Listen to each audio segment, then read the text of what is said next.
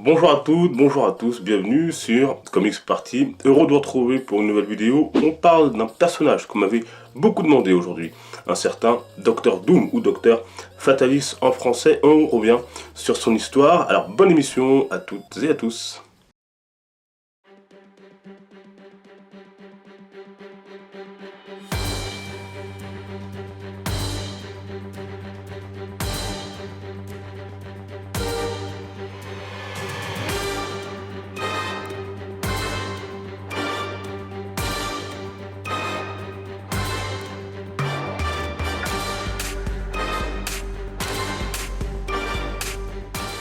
Celui que l'on appelle Dr Doom ou Dr Fatalis se nomme en réalité Victor Von Fatalis. Et il est sans nul doute l'un des plus grands méchants et génies de Marvel.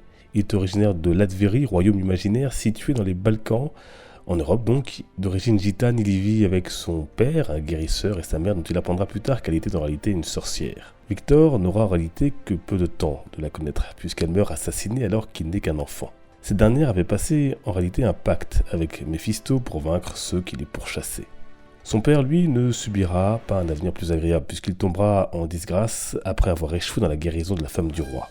Dans leur fuite, il finit par mourir de froid, laissant un fils orphelin et rongé par l'envie de vengeance. Victor grandira en devenant un as de la science, mais aussi de la sorcellerie, après avoir découvert les objets magiques appartenant à sa défunte mère. Il fera des études aux États-Unis auprès d'un certain Reed Richards, qui deviendra plus tard Mr. Fantastic.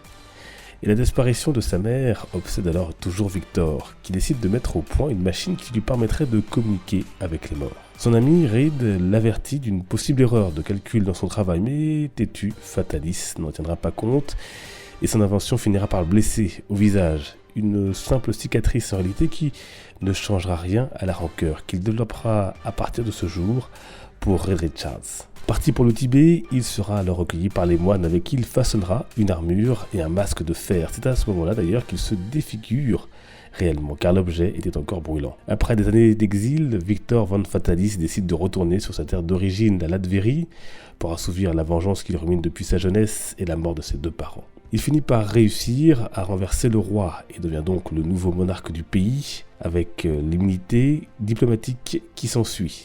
Longtemps impopulaire auprès de son propre peuple, il devra tout de même se montrer reconnaissant de la paix et des richesses qu'il lui apportait notamment grâce à sa technologie et à ses inventions. Côté pouvoir, notons que son armure lui confère une force surhumaine et qu'il est équipé de nombreuses armes et gadgets, comme des réacteurs lui permettant de voler. Son armure, qui décidément n'a rien envié à celle d'Iron Man, peut également générer des champs de force. Spécialiste de la robotique, il a créé sa propre armée de Doombots ou Fatalis Bots en français. Il a aussi créé une machine à rapetisser ou encore la machine à voyager dans le temps. Il a également créé un clone, Victor Von Fatalis II, qu'il fera un temps passer pour son fils, à qui il laissera le pouvoir avant d'être démasqué.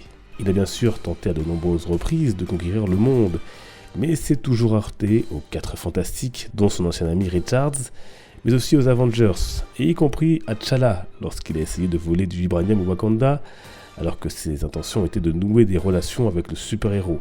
Il finira lors d'une autre aventure par le blesser grièvement, privant les Wakandais de leur roi. Il fut alors remplacé par sa sœur Shuri. Mais il a aussi pu compter sur des alliés, comme Namor par exemple, alors ennemi des Fantastic Four. Côté comics, en VF, Victor Von Fatalis joue un rôle central dans le crossover de Marvel de 2015, Secret Wars, à retrouver notamment en Marvel Now. On peut aussi le lire dans l'édition 20 ans de Panini Comics Fantastic Four par Grant Morrison, publié l'an dernier. Le personnage est aussi à retrouver en Marvel Select avec le titre Fantastic Four par Mark Millar et Brian Hitch pour 35,50 €. Et on peut aussi par exemple pour finir noter la chute de Fatalis, publié en 2012 par Panini Comics et donc aujourd'hui tout de même assez difficilement trouvable.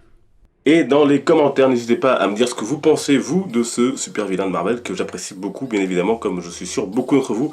Et on se retrouve pour échanger, discuter, partager sur les réseaux sociaux. Vous avez des liens en description, n'hésitez pas à m'y suivre. Nous, on va se retrouver dès mercredi pour le prochain Comics Haul. On parlera notamment de Deathstroke Rebirth qui vient de sortir chez Urban Comics ou encore de Thor Ragnarok et de bien d'autres comics. Merci de votre fidélité, portez-vous bien. Les comics sont une fête. Ciao.